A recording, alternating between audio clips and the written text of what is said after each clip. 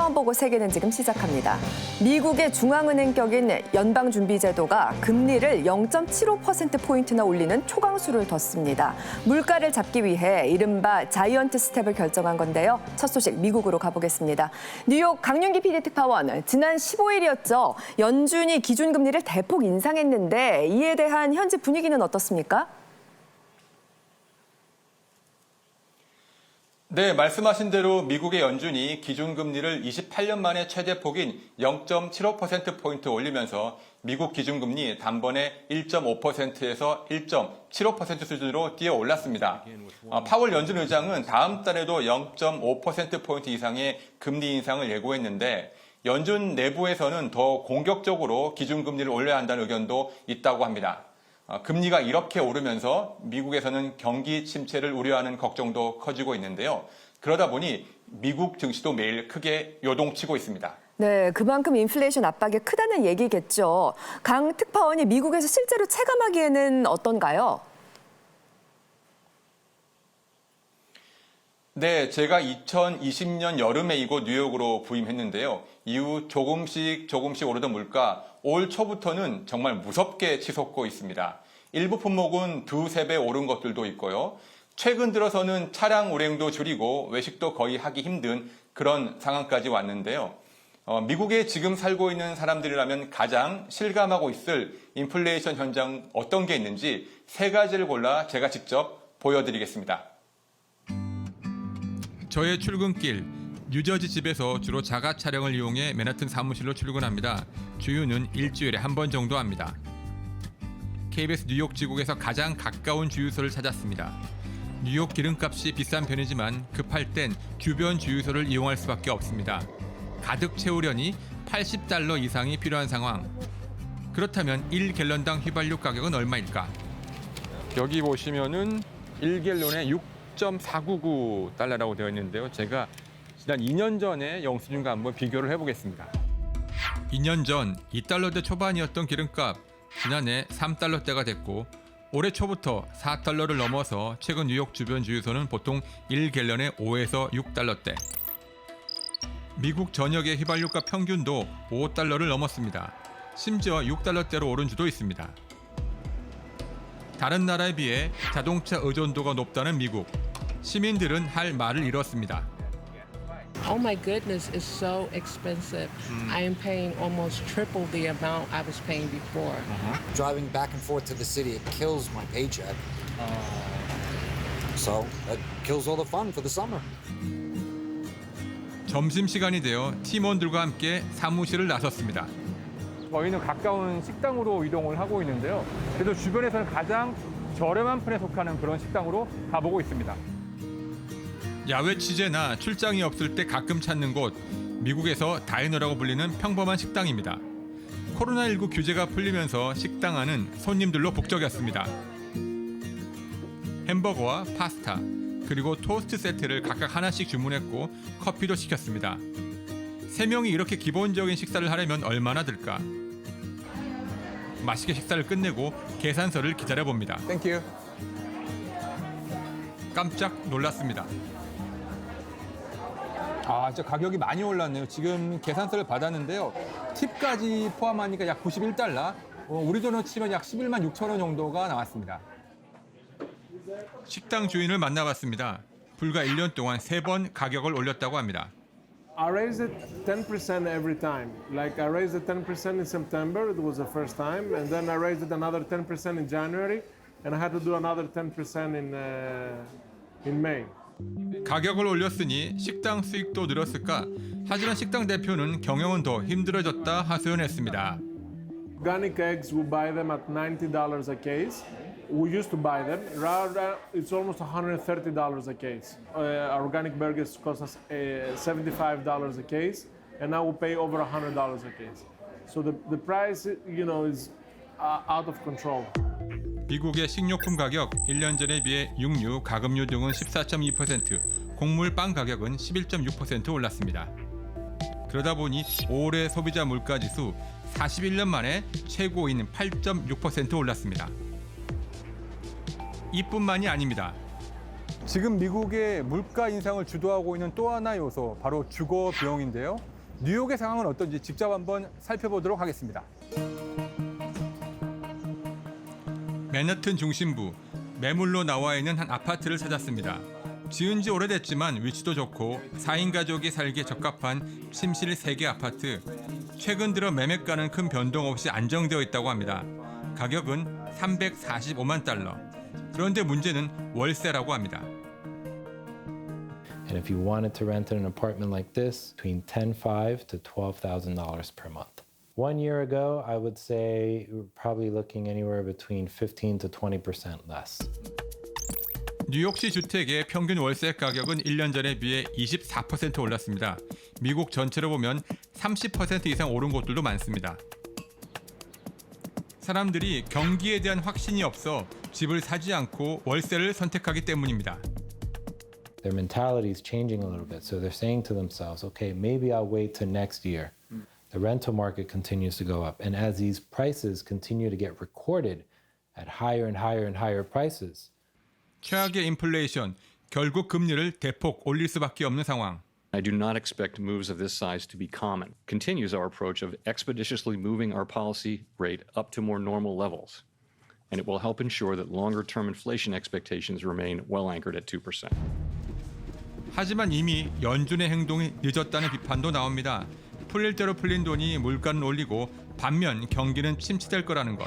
내년에 본격적으로 위기가 시작될 수 있다고 합니다. But in 2023, I think there is much more risk of a recession. So I think a hard landing is coming. It's just a question of when it's going to happen. 41년 만에 인플레이션에 대응하기 위해 28년 만에 최고치로 금리를 인상한 미국. 하지만 위기감은 여전합니다. 뉴욕에서 강윤기 PD특파원이었습니다. 네, 그러니까 이번 연준의 금리 인상 대처가 너무 늦었다라는 비판이 있는 거죠. 네, 코로나19로 인한 글로벌 공급망 문제라든가 아니면 우크라이나 전쟁 같은 건 어쩔 수 없었다 치더라도요. 그럼에도 불구하고 연준과 백악관이 잘못했다 이런 비판이 나오는 이유 중에 가장 큰 이유가요. 미국 정부가 코로나19 이 위기 이후에 무려 6조 달러를 풀었습니다. 자, 그렇기 때문에 이 물가가 오를 것이다라는 걱정이 굉장히 많았는데 연준에서는 인플레이션 우려는 일시적이다 이렇게 일축하면서 금리 인상을 미뤘거든요. 네. 그러다 보니까 지금 물가가 오를 것이라는 기대감이 굉장히 커진 상태인데 이런 게 일단 생기고 나면요. 물가가 오를까 봐 당장 내일 살 거 오늘로 끌어당기기 때문에 그렇죠. 이런 기대 심리를 잠재우지 않으면 과연 물가를 잠재울 수 있을까 이런 걱정을 하는 거죠. 그러면은 잠재우지 못하면 물가는 계속 오른다는 건가요? 김동완 박사님 어떻게 보세요? 뭐 계속 오르게 하겠습니다. 잡힐 텐데 연준이 과연 미국 경기가 이렇게 낮아지는 걸 감수하고도 공격적으로 금리 인상을 계속 할 거냐 이게 중요할 것 같은데요. 네. 연준 내부자들의 어떤 합의는 올해 말에 3.25에서 3.5까지 기준금리를 올린다라는 거거든요. 그러니까 지금처럼 공격적으로 올린다라는 얘기입니다. 네, 계속 그러니까 올린다. 물가가 좀 잡힐 가능성이 있다는 거고요. 네. 한 가지 변수가 남아있는데 그게 국제유가인데 이게 미국이 컨트롤을 못해요. 그래서 7월에 네. 바이든 대통령이 사우디를 비롯해서 중동까지 가서라도 증산을 유도하겠다 이런 계획이 있습니다. 맞습니다. 바이든 대통령이 중동 순방 계획을 잡았고 이번에 사우디도 방문한다고요? 네, 아시다시피 이 바이든 행정부 들어와서 사우디하고의 관계가 썩 좋지는 않았죠. 그렇죠. 지난 2018년이었습니다. 사우디의 반체제 언론인인 가스쿠지 살해 사건 배후로 미국이 당시 이제 빈살만 왕세자를 지목을 했었고요.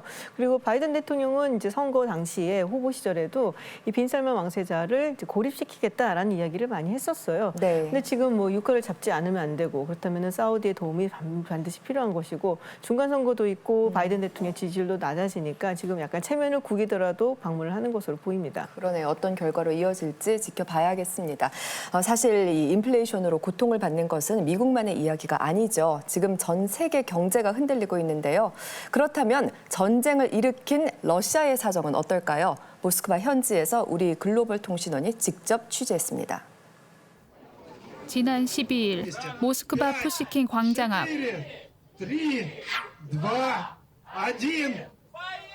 새로운 햄버거 매장이 문을 여는 날 개점 전부터 수십 명 인파가 몰렸습니다. 원래는 맥도날드가 있었던 자리입니다. 현재는 새로운 패스트푸드점이 문을 열었는데요. 보시다시피 아주 많은 사람들이 줄을 서고 있는 것을 확인하실 수 있습니다. Двойной чизбургер и Биг Мак. Двойной чизбургер? Да. Ностальгирую. Хочу попробовать коктейль ванильный.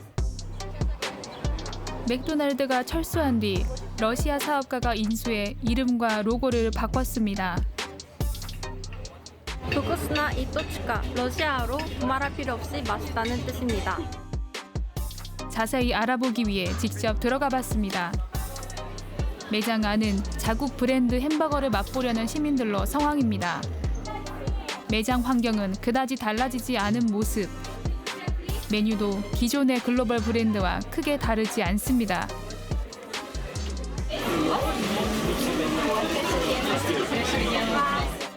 세트 구성과 모양도 눈에 익습니다. 과연 햄버거의 맛은 어떨까? 맛은 기존 맥도날드의 빅맥과 유사합니다. 러시아 시민들은 대체로 만족스럽다는 평가입니다. Вкус никак абсолютно не изменился, то есть какой был, такой остался. Но, на мой взгляд, и друзья тоже так не считают. Но то, что они запретили там Макдональдс нам или не будут поставлять вот технику Apple, вот этим они решили нас напугать.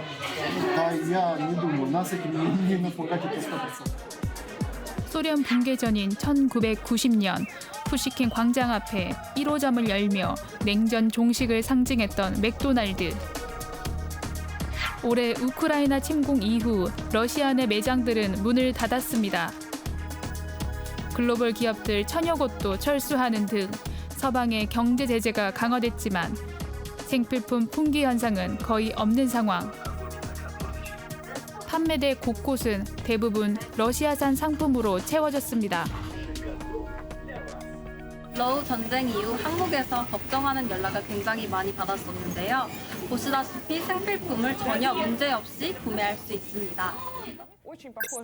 서방의 경제 제재 이후 글로벌 기업의 제품을 국내 생산으로 대체하면서 러시아 소비자들의 애국 소비 심리가 오히려 커졌습니다. Появилась больше возможностей прибегать, скажем так, к производителям отечественным. То есть мы просто можем развивать свой бизнес, а там в целом никаких таких коренных изменений не произошло.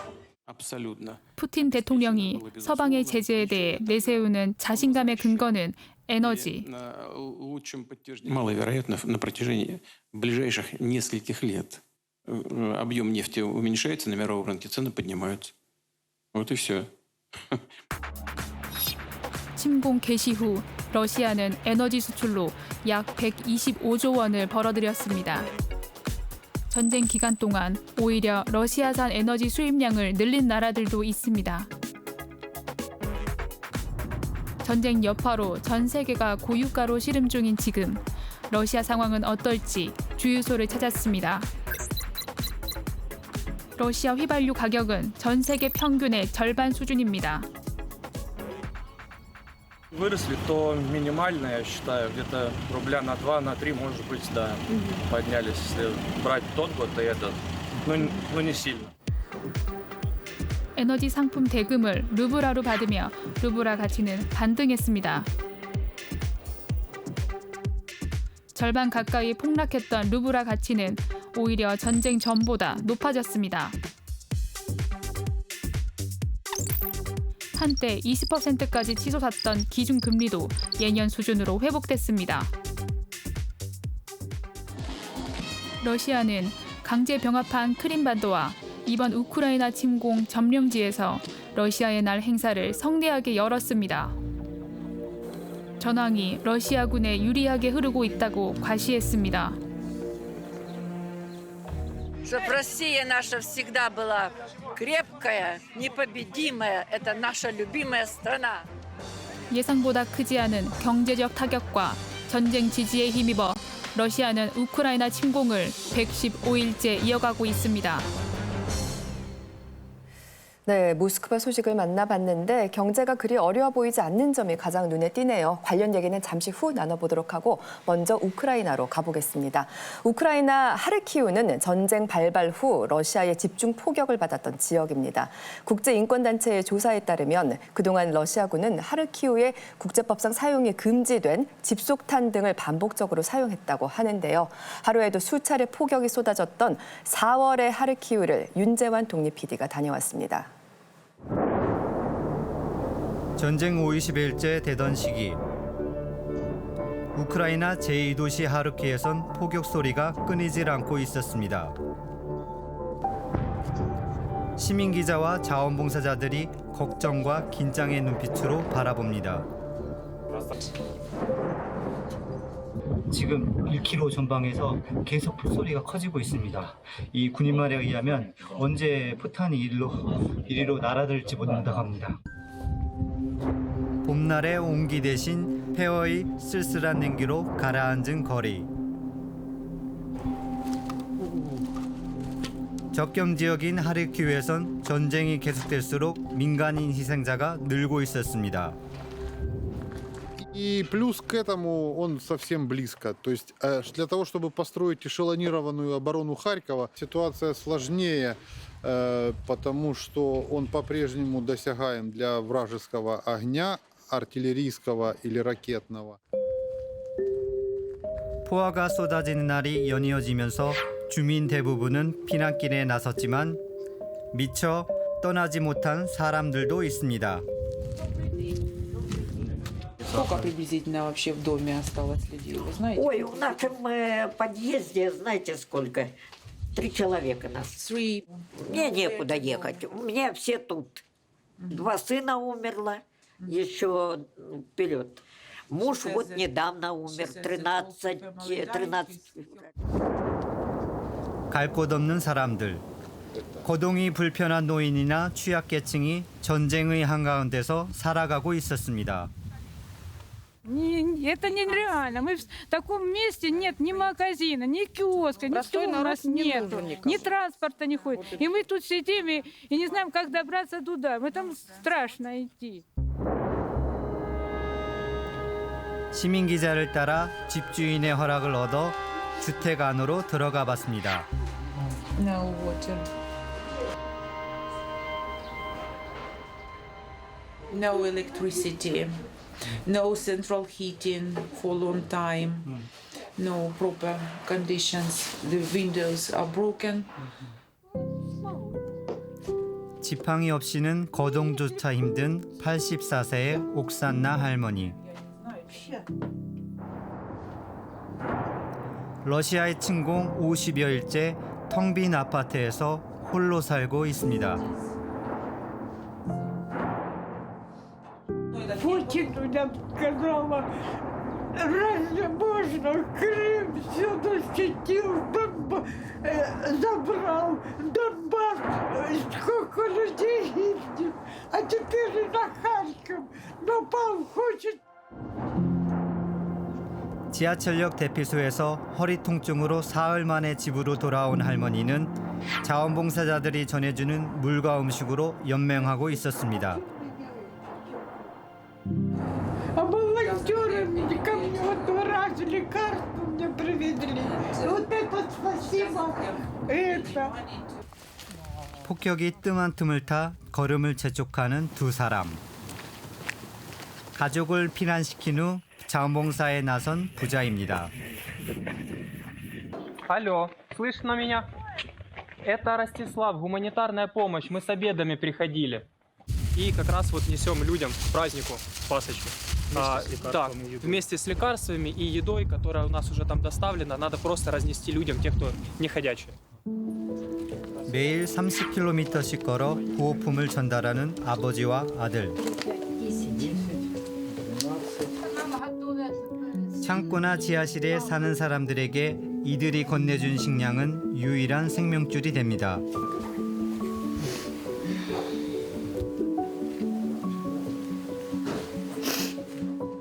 Поэтому находимся в подвале и некуда больше.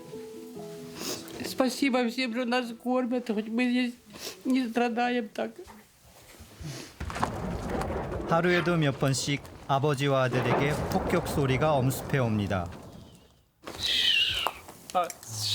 It's рядом, близко.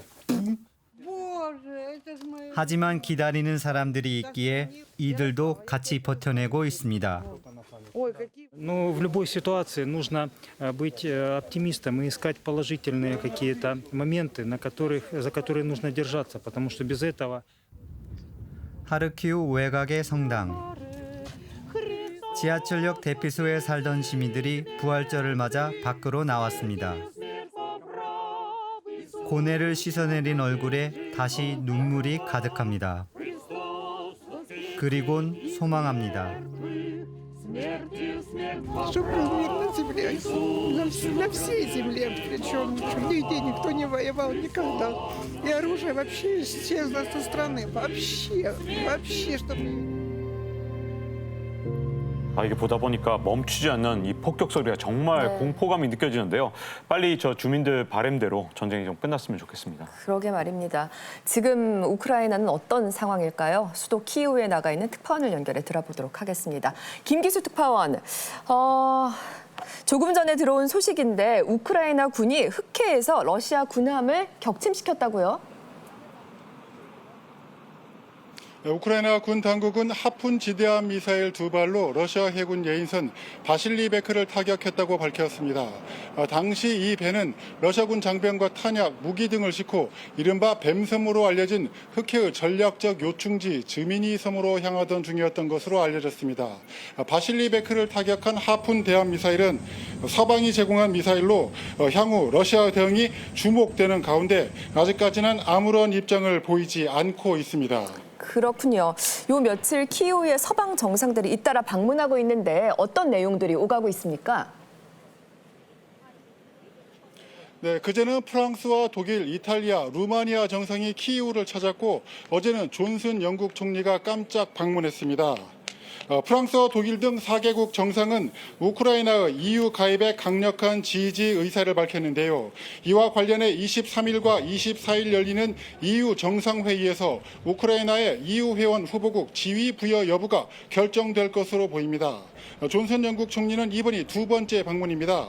국내 일정을 취소하고 키이우로 달려온 존슨 총리는 우크라이나 군에 대한 군사 훈련을 제안했습니다. So Volodymyr, we're here once again to underline that we are with you to give you the strategic endurance that you will need. 이와 같은 서방의 지원에 대해서 러시아는 강하게 반발하고 있다고요? 푸틴 러시아 대통령은 어제 상트페테르부르크에서 열린 국제경제 포럼에서 미국 등 서방의 거친 비난을 쏟아냈습니다. В этом природа и нынешнего приступа русофобии на Западе и безумных санкций против России. Безумных и, я бы сказал, бездумных. Стараются изолировать, или как сейчас говорят. 최근의 식량 위기, 경제 위기도 자신들의 특별 군사 작전이 아닌 서방의 탐욕 때문에 벌어진 일이라고도 했습니다. 푸틴 대통령은 그러나 우크라이나의 유럽연합, EU 가입에 대해선 군사적, 정치적 기구가 아니기 때문에 특별히 반대하지 않는다고도 했습니다. 지금까지 우크라이나 수도 키이우에서 전해드렸습니다. 네, 김기수 특파원 소식 고맙습니다.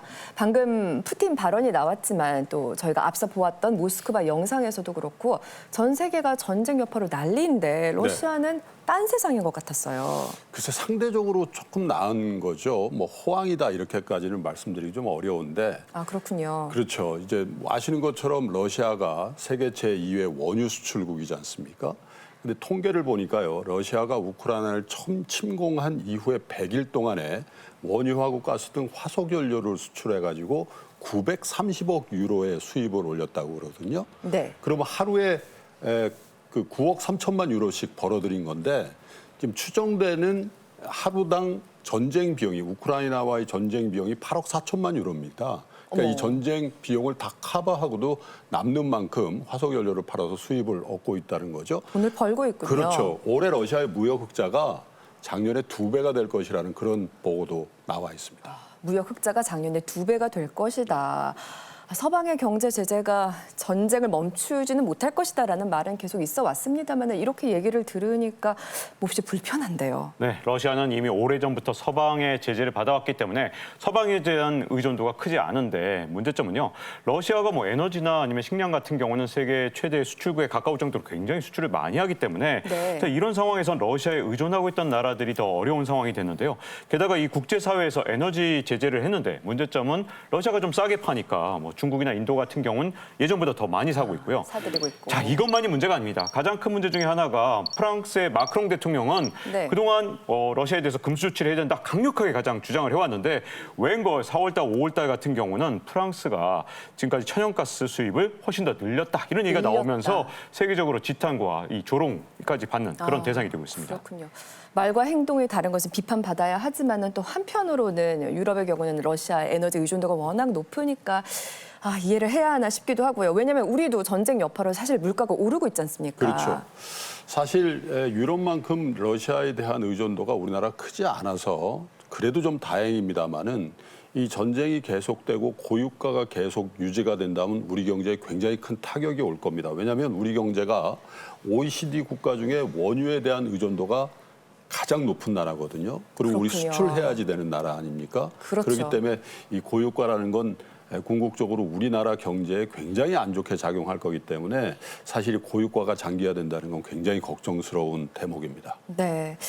당연히 경제가 힘들어질 텐데 이런 상황에서 보니까 이번에 젤렌스키 우크라이나 대통령은 2014년에 러시아가 강제 병합한 크림반도까지 되찾겠다 이렇게 목표를 밝혔던데요. 네, 뭐 절대로 쉽사리 물러서지 않겠다는 의지를 밝힌 것 같고요. 그러다 보니까 전쟁이 장기화될 것 같다라는 이야기들이 나오고 있죠. 사실 이제 개전 당시에 러시아가 이제 동부, 남부, 북부 이제 전격적으로 전부 침공을 했었고 이게 이제 3월 말에는 우크라이나 수도 키이우까지 함락 위기에 닥쳤었거든요. 근데 우크라이나 군이 러시아군을 수도 외곽으로 밀어내면서 지금 이제 현재 러시아군은 동남부 쪽으로 공략하는 것으로 지금 바꿨습니다. 전략을. 근데 지금 동부 전선에서 교착 상태 계속 이루어지고 있고 그러면서 이제 협상론 이야기가 조금씩 나오고 있는데 이제 무력으로 주권을 침해한 러시아에게 이제 제대로 된 어떤 책임을 묻지 않고 이대로 끝내는 건 안 되지 않냐라는 이제 경고성 메시지도 나오고 있습니다. 알겠습니다. 우크라이나 전황은 계속해서 주시하도록 하고요.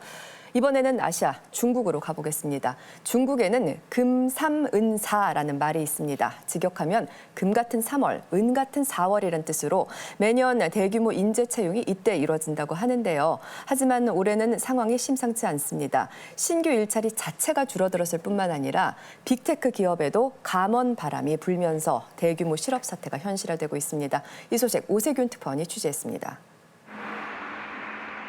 동틀 무렵인 오전 6시 쓰촨성의 성도인 청두의 한 인력시장 앞 노란 안전모를 쓴 농민공들이 일자리를 구하기 위해 모여들면서 인도가 금세 가득 찹니다.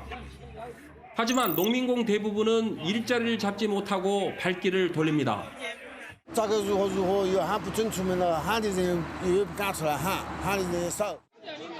이처럼 매일 일자리를 찾는 농민공들이 2억 8천만 명에 이르는 것으로 추산되고 있습니다. 하루 벌어 하루 먹고 사는 이들 농민공들은 저임금과 기본적인 노동권조차 보호받지 못하는 경우가 대부분입니다. 그런데 코로나19가 확산하면서 잦은 봉쇄로 이들 농민공들이 가장 큰 피해를 입고 있습니다. 일터가 폐쇄되면서 일자리 얻기가 그만큼 어려워졌기 때문입니다. 일터를 찾지 못한 쪼우 씨는 오늘도 허탕을 치고 숙소로 돌아갑니다. 청두에 온 지 3년 된 그는 인력시장 부근에 하루 30위안, 우리 돈 5,700원 정도 하는 숙소에서 홀로 지내고 있습니다. 今年子不好找的工作就是啥原因？就说疫情，他们就来了最凶，就我们那个疫情，那些老板就不敢来喊。 고용시장이 불안한 건 애플의 협력사인 폭스콘 같은 대기업도 마찬가지입니다. 선전공장 남문 앞에 조성된 기숙사 밀집촌은 이제 썰렁한 분위기입니다. 现在很多人，他现在只有这么多人。以前2000几年的时候，高峰期有20多万人。 폭스콘 선전공장은 지난 3월 코로나로 선전이 봉쇄되자 가동을 중단했습니다. 폭스콘은 당시 생산 인력 신규 채용은 물론 잔업도 중단했습니다. 现在好像是订单比较少，加班不是很多，就加班不多，工资就低点呗。 저임금에 다른 일자리를 찾는 폭스콘 임시직 노동자들을 인력시장에서 쉽게 찾아볼 수 있습니다. 之前经常住在富士康嘛，然后做了几个，签的合同3个月，做完了然后就出来了。 중국 내 빅테크 대표 주자인 BAT, 즉 바이두, 알리바바, 텐센트도 대규모 감원에 나섰습니다. 바이두는 지난해 말 게임 분야 300여 명 전원을 감원한 데 이어 모바일 분야는 50%를 정리해고했습니다. 감원 비율이 전체 직원의 10에서 15%에 달합니다. 好所有的证据准备，万一哪一天你被裁，万一你被哪一天被非法解除，你有资格，你有方式。 11만 명 넘게 고용하고 있는 텐센트도 전체 직원의 10에서 15%를 감원하는 대규모 정리해고에 착수했습니다. 疫情隔离在家15天，然后好不容易隔离完，准备去上班，然后公司突然通知我们说倒闭了，让我们不用去上班了。 이런 분위기를 타고 중국 내 대기업들이 해고의 일상화를 시도하고 있습니다. 알리바바는 인재를 사회로 내보낸다고 했고 텐센트는 구조 최적화, 바이두와 화웨이는 부르주아 자세와 평범한 직원을 포기한다는 말로 미화하고 있습니다. 이러다 보니 5월 중국 청년 실업률이 18.4%로 사상 최고를 기록했습니다. 금삼은사라 불리는 3, 4월 최고 취업 시즌에 날벼락을 맞은 대학가는 뒤숭숭한 분위기입니다. 因为现在好像深圳应该也倒闭了挺多公司的嘛，对，就是因为疫情影响，因为疫情影响大家都不出门都不消费了。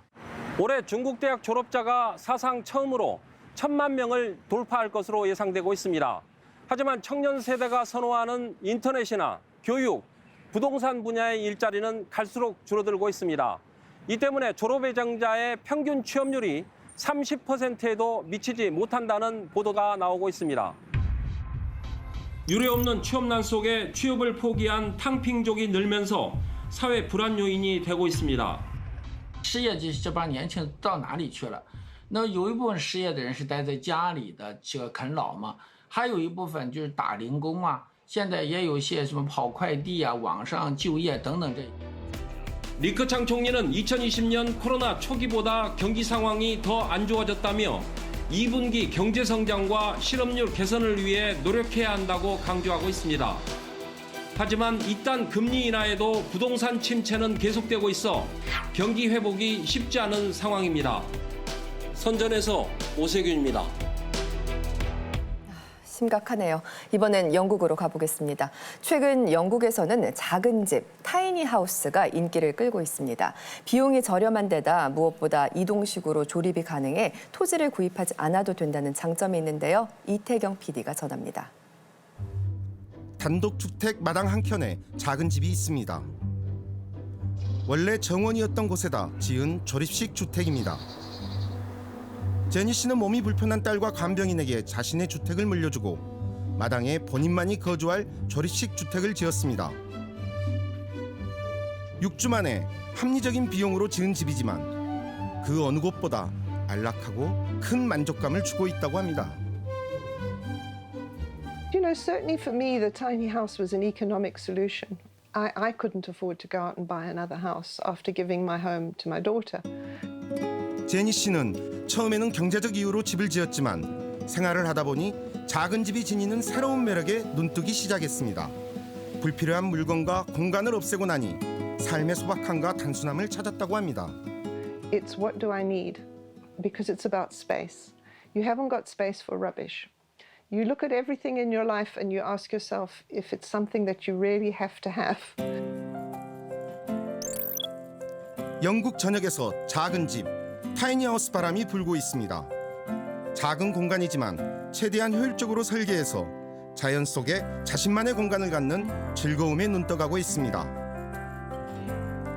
집이 재산 증식이나 물질의 풍요만을 추구하는 소비의 장소가 되는 것을 거부하는 움직임입니다.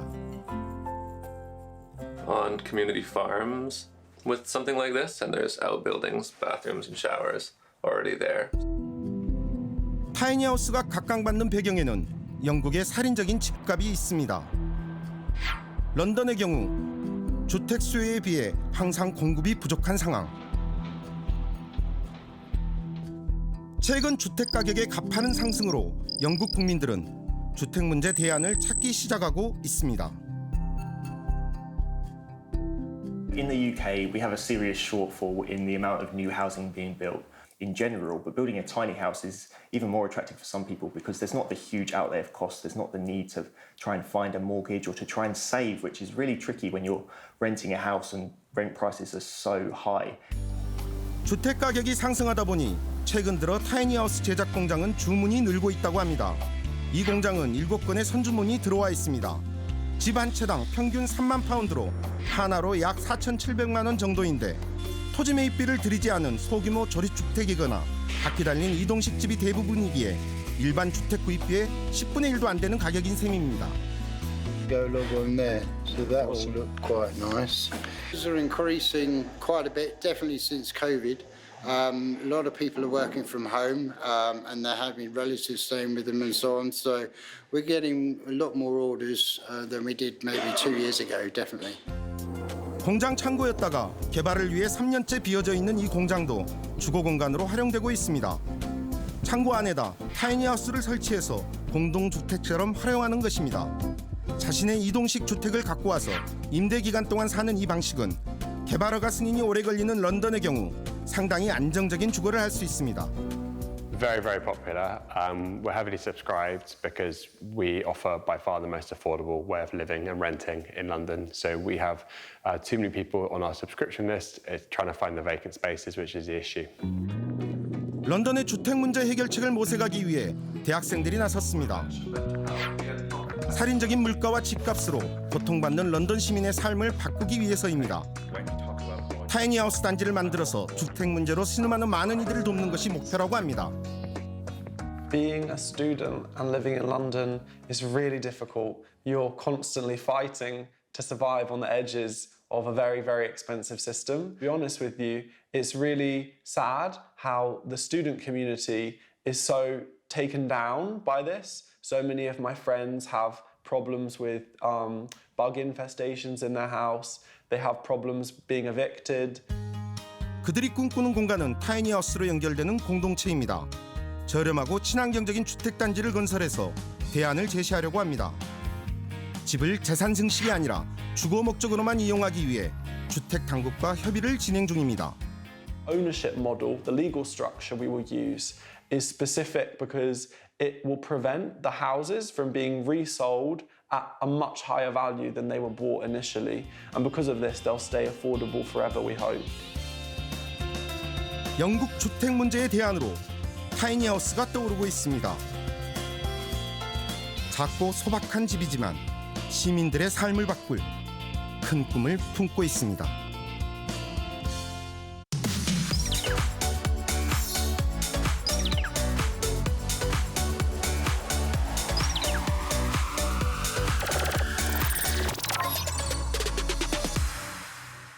전 세계 트렌드를 살펴보는 위클리픽 시간입니다. 김지윤 박사님이 준비하셨죠?